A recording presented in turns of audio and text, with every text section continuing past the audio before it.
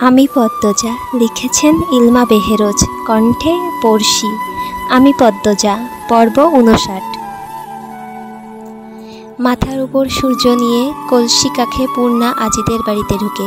পাতলা ছিপছিপে গরম, অথচ কাঁধে পিতলের প্রকাণ্ড কলসি। খালি কলসির ভারেই একটু বাঁকা হয়ে পড়েছে সে। পানি ভর্তি কলসি নিয়ে কি করে বাড়ি ফিরবে কে জানে। সকাল থেকে তাদের টিউবওয়েলে সমস্যা, পানি আসছে না। সকালে বাসন্তী আজিজের বাড়ি থেকে পানি নিয়েছেন, এখন আবার আসতে চেয়েছিলেন, পূর্ণা আসতে দিল না। সে নিজে দায়িত্ব নিয়ে এসেছে। বাসন্তী অনেকবার বলেছেন এইটুকু শরীর নিয়ে পারবি না। পূর্ণা অহংকার করে বলেছে, আমি পারি না এমন কিছু নেই, তুমি ঘরে যাও। আজিদের বাড়ির সামনে পুকুর আছে, সেখানে নতুন ঘাট বাঁধানো হয়েছে। ঘাটে গোসল করছে আজিদের বউ আসমানি। মাসেক ৬ আগেই বিয়ে হলো। আসমানির সাথে পূর্ণার অনেকবার কথা হয়েছে। পূর্ণা আসমানিকে দেখেনি। আসমানি পূর্ণাকে দেখে ডাকলো, কি গো পূর্ণা, ফেইরা চাইলা না, ভাবিরে চোখে পড়ে নাই? পূর্ণা ঘাড় ঘুরিয়ে তাকালো, অপরাধী কণ্ঠে বলল, খেয়াল করিনি ভাবি, পানি নিতে আইসো? আমাদের টিউবওয়েল? শুনছি খালাম্মার কাছে, একটু বইসো, আমি ডুব দিয়ে আইতাছি। আচ্ছা ভাবি। পূর্ণা মুখে আচ্ছা বললেও সে মনে মনে পরিকল্পনা করে পানি নিয়ে অন্য পথ দিয়ে বাড়িতে চলে যাবে। আসমানি একবার কথার ঝুড়ি নিয়ে বসলে কথা ফুরাই না। পূর্ণা আড্ডাবাজি খুব পছন্দ করে, কিন্তু এখন তার তাড়া আছে, তাড়াতাড়ি ফেরা চাই।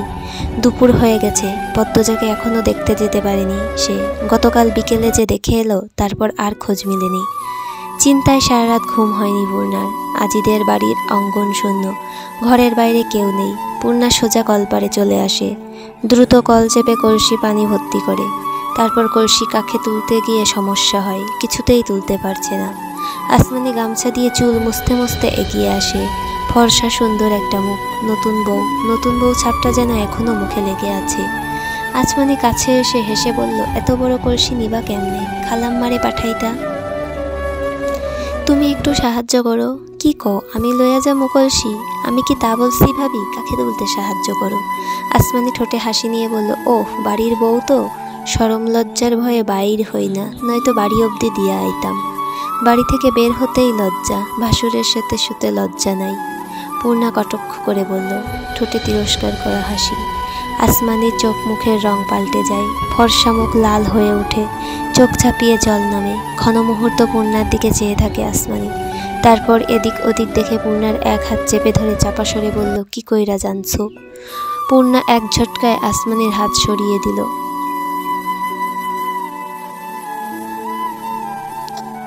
বলল, তোমার সাথে দেখা করার জন্য এসেই জানালা দিয়ে এই নোংরামি দেখেছি। আজিদ ভাই মাটির মানুষ, কত ভালো উনি, ওনাকে কেন ঠকাচ্ছ ভাবি? আসমানি স্তব্ধ হয়ে দাঁড়িয়ে থাকে, তার হাত দুটি অস্বাভাবিকভাবে কাঁপছে, চোখ থেকে জলের ধারা নেমেছে। পূর্ণার দেখে মায়া হয়। সে কণ্ঠ নরম করে বলল, কাউকে বলিনি আমি। 12-13 দিন যখন চেপে রাখতে পারছি, সারা জীবন পারবো। ভালো হয়ে যাও ভাবি, আজিদ ভাইকে ঠকিও না, পাপ করো না। আসমানি অশ্রুরুদ্ধকর কণ্ঠে বলল, আমারে খারাপ ভাইবো না। পূর্ণা কিছু বলল না। খারাপ কাজ করার পরও কি করে খারাপ না ভেবে থাকা যায়? সে আসমানিকে আগ্রহ করে কলসি তোলার চেষ্টা চালালো। আসমানি দ্রুত পায়ে কলপাড়ে ছাড়ে। পূর্ণা কলসি কাঁখে তুলতে সক্ষম হয়, কিন্তু ভার খুব বেশি, এখনই কোমর মুচকে যাবে বোধহয়। পূর্ণা কলপাড় ছাড়তেই সামনে এসে দাঁড়ায় আসমানি। চারিদিকে চোখ বুলিয়ে এক নিঃশ্বাসে বলল, কাউরে কইও না পূর্ণা, আমারে তোমার ভাই আর ঘরে রাখবো না। আমি চাই নাই এমন করতে।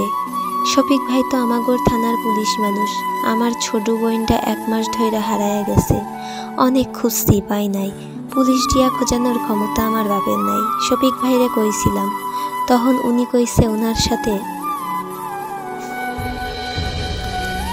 আসমানি ফোফাতে থাকে, চোখের জলে সমুদ্র বয়ে যাবে এক্ষুনি। পূর্ণা খুব অবাক হয়, একটা মানুষ কতটা নিকৃষ্ট হলে এভাবে ছোট ভাইয়ের বউয়ের বিপদে সাহায্য করার নামে এমন কুৎসিত শক্ত রাখতে পারে। পূর্ণার রাগ হয় খুব। আসমানিকে আশ্বাস দিয়ে পূর্ণা বলল, ভাবি কেঁদো না। যে মানুষ এমন সত্য দিতে পারে, সে কখনোই কাউকে সাহায্য করতে পারে না। উনি তোমার বোনকে খুঁজবে না, কিন্তু আশা দেখিয়ে ভোগ ঠিকই করবে। আর সুযোগ দিও না, দোয়া করো শুধু তোমার বোন যেন ফিরে আসে। আসমানি শাড়ির আঁচল দিয়ে 2 চোখ মুছে বলল, জানো পূর্ণা, আমি আমার বোনরা ছাড়া একটা দিনও থাকতে পারতাম না। তোমার সাথে তো 1 মাসে আরও 2 বার দেখা হয়েছে, কখনো তো বললে না তোমার বোনকে পাওয়া যাচ্ছে না। আম্মা কইছে সেরি মানুষ হারায় গেলেও কেউরে কইতে নাই, মানুষ ভাববো সেরা নিয়ে পালাইছে। আচ্ছা ভাবি, আমি আসি আজ, কাল এসে সব শুনবো, অনেক কথা বলবো। আসমানি ঘাড় কাত করে সম্মতি জানালো।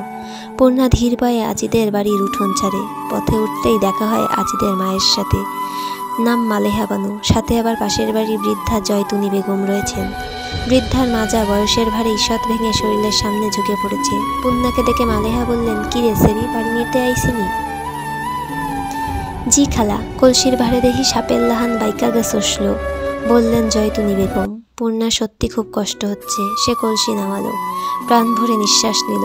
মালেহা বললেন, বিয়ে শাদি কি করবি না? তোর বইনে না আইসে বিয়া দিব? দিবে মনে হয়।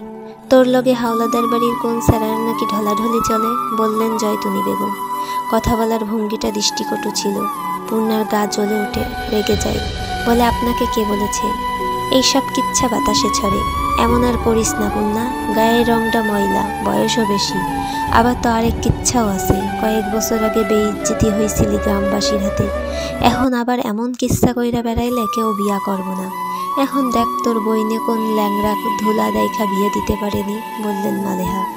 পূর্ণার মাথায় আগের মুখ চলে বেশি। সে কিছু করা কথা শোনাতে উদ্যত হয়, তার পূর্বেই একটা প্রিয় পুরুষ কণ্ঠ ধেয়ে আসে। পূর্ণারে বিয়া করব না করব সেটা তো আপনারে দেখতে কয় নাই কেউ। পূর্ণা না তাকিয়ে চিনে যায় কণ্ঠটির মালিককে। বুকের বাঁ পাঁজর ছাদ করে উঠল। উপস্থিত তিনজন একসাথে ঘুরে তাকায়।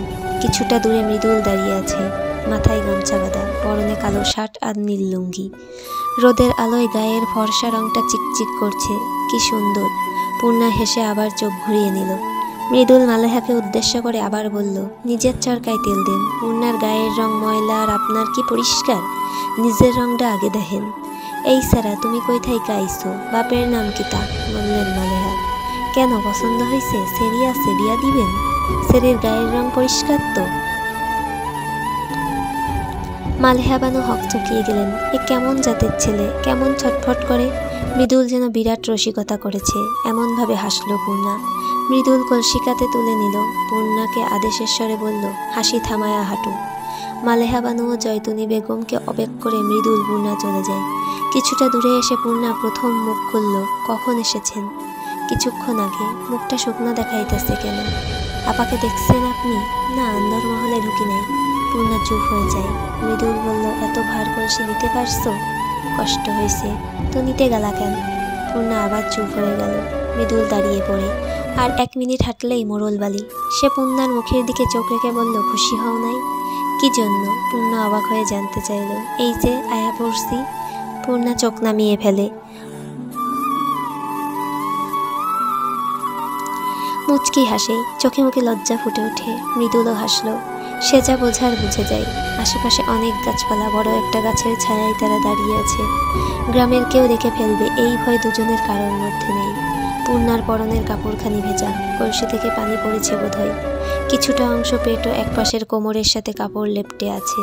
মাথায় ঘোমটা নেই। গাছের পাতার ফাঁকফোকর দিয়ে এক ঝলক রোদ পূর্ণার মুখ ঘেঁষে কাঁচ ছুঁয়ে মাটিতে পড়ে। সব কিছু মৃদুলের খেয়ালে চলে আসে। সে চমৎকার করে পূর্ণাকে বলল, ঘোমটা দিয়ে পথে হাঁটবা, বুঝছো ডাগরিনী? পূর্ণার ঠোঁটে হাসি রেখেই বাধ্যের মতো চোখ মাথা নাড়ালো। তারপর চট করে ঘোমটা টেনে নিল। মৃদুলের ডাগরিনী শব্দটা তার মন কাঁপিয়ে তুলেছে। খুশিতে উঠতে ইচ্ছে করছে। ডাগরিনী বলেছে মানে তার চোখ দুটি ডাগর ডাগর, যা মৃদুলের ভালো লেগেছে। তার প্রশংসা করেছে। দুপুরের খাওয়া দাওয়া সম্পন্ন করে পূর্ণা তৈরি হয় হাওলাদার বাড়ি যাওয়ার জন্য। সাথে তৈরি হয় বাসন্তী, প্রেমা ও প্রান্ত। তখন মগা আসে, পূর্ণার হাতে চিঠি দিয়ে বলে, তোমার বইনে দিছে। চিঠি হাতে নিয়ে পূর্ণা মনে মনে ভয় পেল। আপা চিঠি কেন পাঠাবে? অজানা আশঙ্কায় পূর্ণার বুক ধুকপুক করতে থাকে। মগা চলে যায়। পূর্ণা চিঠি খুলে, আদরের বোন, তুই আমাকে সবচেয়ে বেশি ভালোবাসিস আমি জানি। আমার সব কথা মানিস, মাঝে মাঝে ফাঁকিবাজিও করিস। তবে এখন আমি তোকে যা করতে বললো একদম অমান্য করবি না, এটা আমার অনুরোধ। যতদিন না আমি আসছি বা চিঠি লিখছি, একদম এই বাড়িতে আসবি না। কেউ যদি বলে আমি পাঠিয়েছি তোকে আনতে, তাও আসবি না। চোখ কান খোলা রাখবি, প্রেমাকে দেখে রাখবি। আমি ভালো আছি, পায়ে একটু আরাম পেয়েছি। একদম চিন্তা করবি না, আমি খুব দ্রুত আসব। কেন নিষেধ করেছি আসতে তা নিয়ে মাথা ঘামাস না, আমি একদিন তোকে সব বলবো।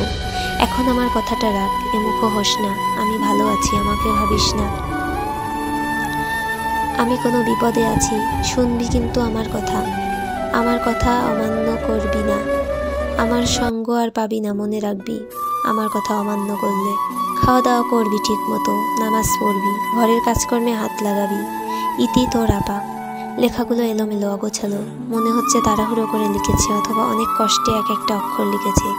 কপালে ছড়িয়ে থাকা একগাছি চুল কানে গুজে পূর্ণা আবার চিঠিটা পড়ল। পড়ার পর এতটুকু নিশ্চিত হয়েছে তার বোন ভালো নেই, বড় বিপদে আছে। চলবে।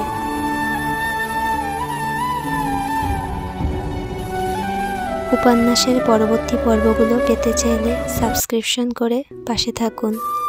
গল্পগুলো ভালো লাগলে লাইক, কমেন্ট এবং শেয়ার করে পাশে থাকবেন। ধন্যবাদ।